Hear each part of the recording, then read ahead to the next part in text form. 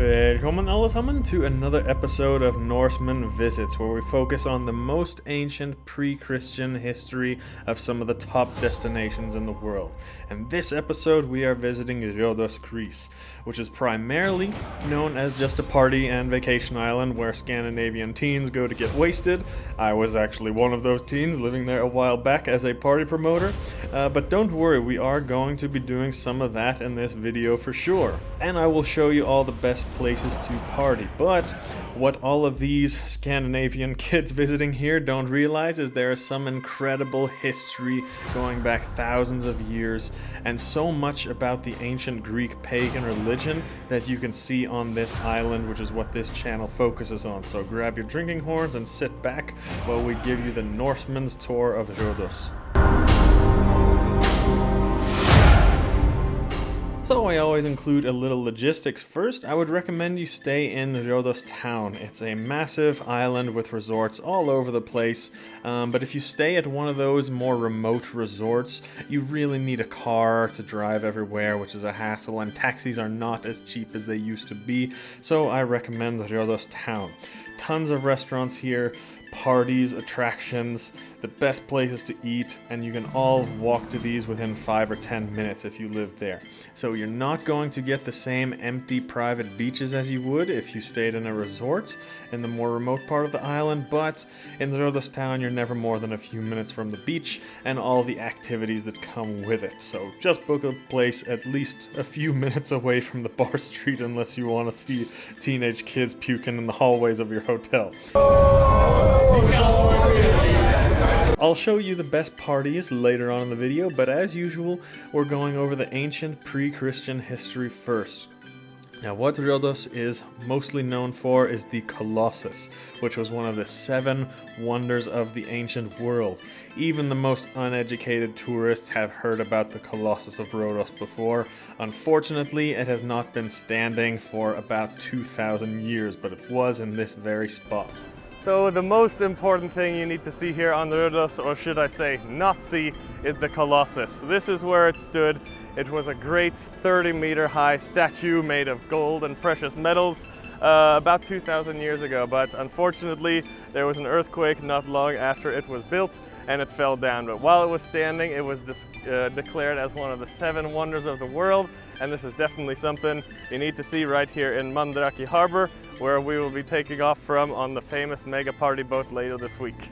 Moving on to my favorite place here, and really the number one most significant part of Rhodos town, which surprisingly few people have heard of actually, the Acropolis. So about a 15-minute walk from Rhodos town, up the top of the highest hill, you are going to find an ancient Greek Acropolis with structures going back up to 3,000 years, and they're still standing strong here. The temple to the god Ares is here, and it's largely in ruins today, but you still feel the power from this ancient sacred place where the Greeks would go to worship this powerful god.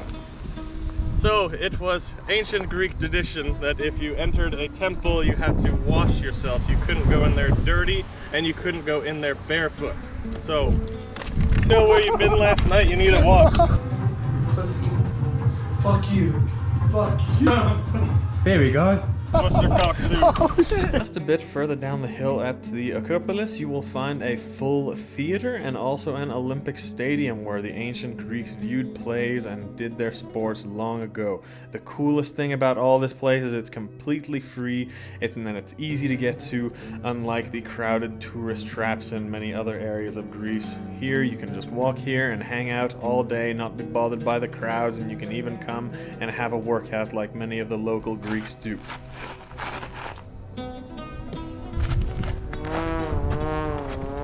Oh shit.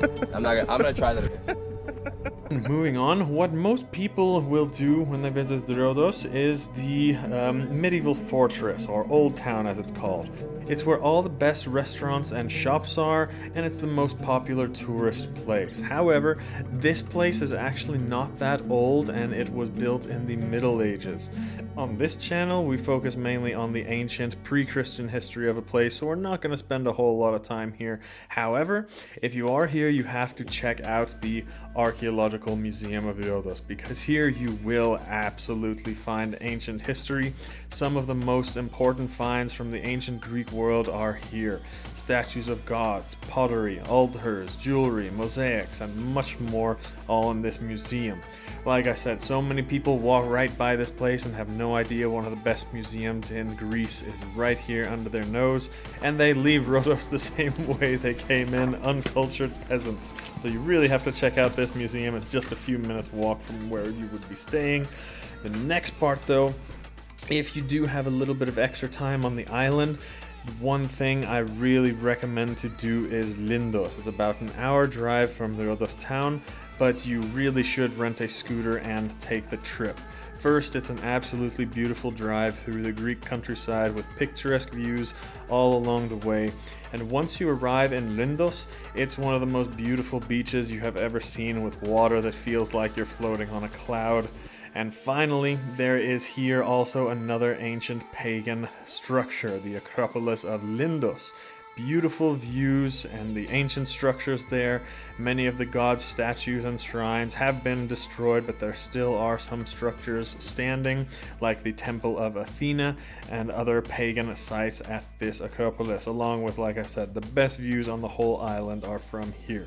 So that is really 4 iconic ancient Greek locations. It is a really special island because there are not any other places in Greece like that where we have this much significant history that you can find all within a few minutes walking or driving distance, besides maybe Creta, but still, Rhodos is my favorite place in all of Greece.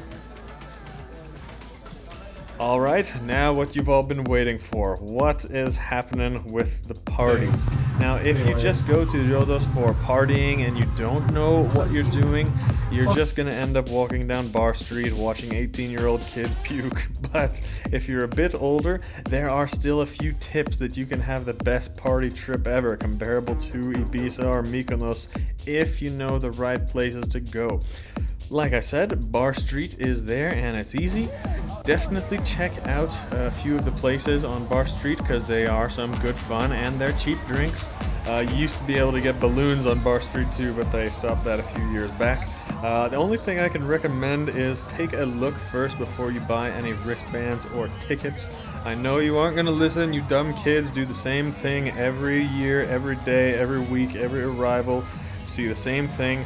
Somebody sells you a wristband for 150 euros at the airport, and then you learn what a load of garbage you just bought because the entrance fee is pretty much free everywhere you go. There is 4 and only 4 places on the Rhodos where I would actually pay an entrance fee for. There are 2 clubs that are actual clubs. They are called Paradiso and Oasis. They are a bit of a taxi ride away, but they are well worth it. Some of the top DJs in the world have played there. One is a beautiful, ancient Greek-looking beach club, and the other one is a club inside a system of caves by the beach. Amazing music and well worth the taxi and the entrance fee if there is a special event there. But I haven't been there for a couple of years though. When I was living there, there were top 50 DJs playing there almost every weekend, but now I think it's only for special events, so just double check on that. There are 2 more parties though that are worth the money in my opinion. The Pepe's Beach Party used to be amazing. I think these days they are doing a pool party instead, but they are still great with all you can eat and drink. I'd recommend that one, but my favorite by far on the whole island, best party, is the Mega Party Boat. First, it's kind of for all ages, so it's not just a boat full of drunk kids like you see on the rest of the Bar Street. Anyone can come on the boat and have a good time. We take off from Mandraki Harbor, driving under where the great Colossus once stood. A 5-hour party stopping at 3 of Rhodos' top locations: Faldaraki Beach, where you can get some banana boat riding in, Anthony Quinn Bay, where the old Hollywood director owned property, and some of the most beautiful snorkeling on the island we do here, and then up towards Lindos, where we do the champagne dive, and all the debauchery and games along the way. It is my favorite time I have on the island each time I visit, so that's all about, I have to say. I did a great trip this time. I saw all the archaeology, I saw all the old sacred sites, and we had a hell of a good time partying as well. But let me know if you guys have any other suggestions down below in the comments, and I hope this little travel guide helped. Vi ses nästa gång.